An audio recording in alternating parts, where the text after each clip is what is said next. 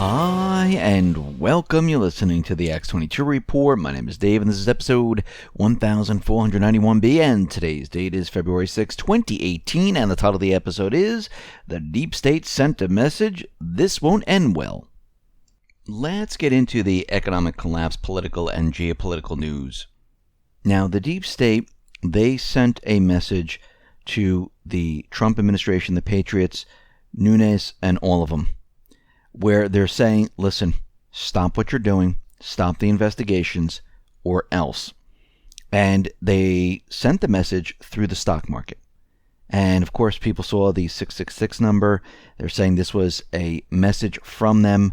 And I do believe at this point, they are pushing their agenda to have everything shut down. Now, a lot of people think, oh, the FISA memo came out. It's not really that big of a deal. The corporate media just brushed it off. They said it was a conspiracy theory, and it's really a nothing burger. This was going to happen no matter what. They weren't going to look at it and go, oh my God, the FISA memo, oh, we're all doomed. Yes, it's true. Yes, no. They were going to do the opposite. Of course they were going to do this, but this was the initial phase. This was just letting it out there. And this is the problem here. They're worried about what comes next. And what comes next are all the facts. What comes next is the proof. What comes next is the investigation following the path of the money, following the path that leads to what everyone was doing during the Obama administration, the Clinton administration, the Bush administration, going far, far back.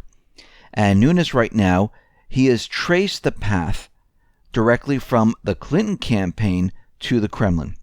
We have a clear link to Russia. You have a campaign who hired a law firm, who hired Fusion GPS, who hired a foreign agent, who then got information from the Russians on the other campaign. It seems like the counterintelligence investigation should have been opened up against the Hillary campaign when they got a hold of the dossier. But that didn't happen. He's saying that they're moving to phase 2. And like I said, this is phase 1. This is something they just put out there to show them we're coming after you. Phase 2 will focus on the irregularities within the Obama State Department headed by Hillary Clinton and later John Kerry. What we will do in phase 2 is follow the facts where they lead, Nunes says. And when we get enough facts, we'll figure out a way to let the American people know. Phase 1 of our investigation was getting the FISA abuse. What we're looking at now is the State Department and some of the irregularities there. And we can see right now they're pushing this agenda. Now, the House Intelligence Committee, they are requesting the transcript of the FBI and what they said to the FISA court when they went for the warrant. And this is where the problem is going to come in. Because you have to remember, the FISA warrant was produced to surveil former Trump advisor Carter Page.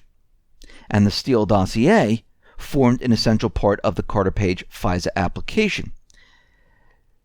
The question is, who is Carter Page? Who is he really? And why did they choose him? Well, Carter Page, he worked for the FBI, catching Russian spies.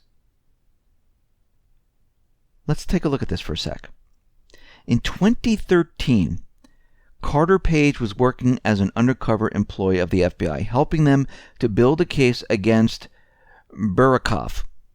In March 2016, Carter Page remained their informant pre-trial, leading to pleading of guilty from Burakov. Now, in 2013, the U.S. Department of Justice, Southern District of New York, announced an indictment against a Russian operative, Burakov. In March of 2016, Burakov pleaded guilty. In 2016, Reuters published an article based on the ongoing court case going into detail about court records and how the FBI built their case. Reuters also describes the FBI UCE1, that's the undercover employee, with strong detail. And when we look at the article, we see this is what it says. The FBI eavesdropped on meetings involving Russian intelligence personnel in New York City, including a suspected spy posing as a trade representative by hiding recorders in binders containing supposedly confidential information about the energy sector. The hours of covert recordings from 2013 were disclosed in papers filed in Manhattan federal court on Tuesday in the case of Burakov, a Russian citizen who U.S. prosecutors say posed as a banker while participating in a Cold War-style spy ring. According to prosecutors in April of 2012, Sporishev met an undercover FBI employee posing as an analyst at New York energy firm at an oil-gas industry conference. Over the next 2 years, they met to discuss the industry and other economic political issues, prosecutors said, with Sporishev providing gifts and cash for information. In 2013, the FBI employee began providing Sporishev with the binders containing purported industry analysis he wrote, supporting documents, and covertly placed recording devices in these binders. Now, in April 27, writing a story about Carter Page, trying to enhance the Russian narrative, the New York Times outlined Page's connection to the Trump campaign. However, New York Times also references Page's prior connection to the Burakov case. So you will discover that the UCE, the undercover employee number 1, is Carter Page. And what's very interesting about this is that he was working with the FBI as an informant. In 2017, the New York Times, using information from a former intelligence official, conflates the FBI-Page relationship. New York Times tries to entirely change the relationship between Carter Page and the FBI. Why? Because on October 21, 2016, the FBI claimed to a FISA court to gain Title I surveillance warrant that Carter Page was working on behalf of a foreign government. So they wanted to show that Carter Page was working for a foreign government, which was Russia, even though the FBI was using him as an informant to testify and gather information on a Russian spy. So they changed the story. This is why Carter Page is saying that he was set up. And we see right now that Carter Page was working as the undercover employee, responsible for the bust of the high-level Russian agent in 2013, and remained a undercover employee throughout the court case up to May of 2016. How is it possible that on October 21st, 2016, Carter Page is put under a FISA Title I surveillance warrant as an alleged Russian agent? He wasn't. The Department of Justice, National Security Division, and the FBI Counterintelligence Division knew he wasn't. The DOJ, NSD, and FBI flat out lied about it and changed the story so they were able to get this warrant. The whole thing goes deep, and we can see how they did all of this. Now, what's very interesting is that former British MI6 intelligence officer Christopher Steele was a no-show on Monday at a London courthouse. Steele was expected for a long-requested deposition in a multi-million-dollar civil case brought against BuzzFeed, which published the unverified Trump-Russia dossier. Did he skip town? Where is he? Nobody knows. Steele went dark. So does this mean they're starting to run now? That they're saying, okay, everything's hitting the fan. We're not showing up to these court cases anymore, because if we do, we're going to be put into jail, and this is going to start to spread. We're going to start to see other individuals that go dark. They just disappear. They might be suicided, or you might see some more wet work going on. But you can see this is why the deep state sent a clear message. Stop everything, or there's going to be something even bigger than what we just did. So we had a train that hit 2 trucks, which was a charter train, security all along the tracks, and all of a sudden these trucks were just there. we had the market come down and everyone's trying to explain it, and all of a sudden it shot back up, and the next event is going to be even larger than what we've just seen. Now, are the investigations going to stop? No, because there's a battle going on. We're watching it right in front of our eyes. Now, I believe they might try something out in North Korea because they're really building it up during the Olympic period of time. They're saying that North Korea orchestrated the largest crypto heist of all time. They're saying that the North Koreans hacked the Japanese cryptocurrency exchange CoinCheck now, and they are building that up. This is coming from the South Korean spy agency, their intelligence agency, saying that, yes, we have all the proof and all that stuff, and there's no way that they have the proof of any of this stuff so quickly. Because if it is a state actor, there's no way they're going to be using an IP address, and also North Korea doesn't have that many IP addresses. They're not going to be using code of their own. They're going to do this from other areas. And of course, what they're saying is that, yes, everything that they've done before is so similar to what we've seen, it has to be North Korea. Well, remember, the CIA, through Vault 7, they have the ability to mimic North Korea, Russia, China, their malware, their techniques. And we can see right now that they're pushing the idea that China is building up troops on the border, the China-North Korea border, and China is out there saying, yeah, this is not true whatsoever. Now, where did this story come from? This also came from South Korea. Now, remember, the cabal, the deep state, they have full control in South Korea. They can control, and they work with the intelligence agency, the news organizations, and they work with many different news organizations around the world, and they put this story out there to make it seem like something is happening. And we see right now that they're not going to give up. They're going to continually push their agenda to the very end. And I believe at this point, we just got a warning.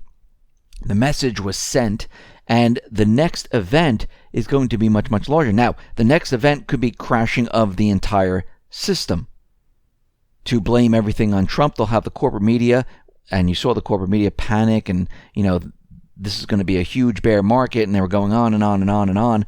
All about what was happening here, but they can turn all of this, and again, the corporate media is the mouthpiece of the deep state, and they'll say that all of this is due to Trump, his administration, his plans, and they will try to make their move to try to get him out of government. And we can see many different things happen all at once. We can see an event out in North Korea. We can see a missile being launched towards the United States. We can see any of these things, even an assassination attempt on Trump's life, but I don't think they're going to go as far as that, because that's kind of obvious. I think what they rather do is create a huge, huge distraction. So all of this is completely forgotten about. All eyes are focused on this new war, on this new event. Have this major, major event clog up the corporate media for a long period of time, so no other stories come out and everyone forgets about what has just happened. Just like what happened during 9/11 with the $2 trillion from the Pentagon. Nobody even remembered it. I think this is exactly what they want to happen, and hopefully they can get us into war. This has been their plan all along, which would create a gigantic distraction, which would allow then the central banks to move operation from the United States out to their new location, which I do believe is China right now. And again, we have the IMF, we have the BIS, we have the central banks working together because they know eventually they're going to need a new system. The Federal Reserve, the dollar, is dying. They know their system's coming to an end. They want to retain their control of the entire system. They want to give the illusion of confidence. That's why China has been amassing a huge amount of gold. Doesn't mean they're going to back the currency by gold, but it means they're going to show confidence in the system, saying, look, if something happens, we have the gold. We'll even show it. We'll even show everyone the gold. Here it is. We also see that China is also creating their petro yuan, just like the petrodollar. So at this point, I believe the system is going to be based on the petro yuan. This might be a high-level currency where this is traded among countries. And at a lower level, each country, through a central bank, will issue a cryptocurrency. And this will be loaned to governments, and people will be able to use it. You'll be able to trade it back and forth. And I believe this is what they're trying to do. Doesn't mean it's going to work, but I believe this is what they're trying to do, and this is why they would have the big event. This is why they would try to get us into war, because everyone forgets about everything else. They forget about all the debt. They forget about how the system was run. And after war, all governments need currency to rebuild. They need currency for the war. They need currency after the war. And this is what they're trying to do. This is where they're going to try to direct us. And we have others who are trying to direct us away from this. This is why they've been stopping a lot of these false flags. This is why they've been cutting them off. This is why things aren't going as planned like the deep state wants. They're being stopped at every turn. And once again, we need to be aware, we need to understand, and the people need to come together and say, we don't want the central banks. We don't want the deep state. We want a government that works for the people, a small government. And this is what the people, not just here in the United States, around the world need to do. We need to come together. We need to speak up. We need to let everyone know what we, the people, want. And what we're seeing right now is something we definitely do not want. We don't want a central bank. We don't want a controlled cryptocurrency. We don't want the deep state, these individuals that profit off of war, profit off of everything that they've been doing for these many, many years. So we are heading down this path. It's going to get more and more dangerous. And we're going to see either more smaller type of warnings events, or we're going to be heading to the big one, depending on how all these investigations go, what information is brought out into the open, and what the deep state can do to control this, because they use propaganda, they use the corporate media, and if they cannot control all of this flooding out, well, this is when they're going to use the event. Listen, everyone, thanks a lot for listening. Be well, be safe, and especially be prepared. Thanks a lot.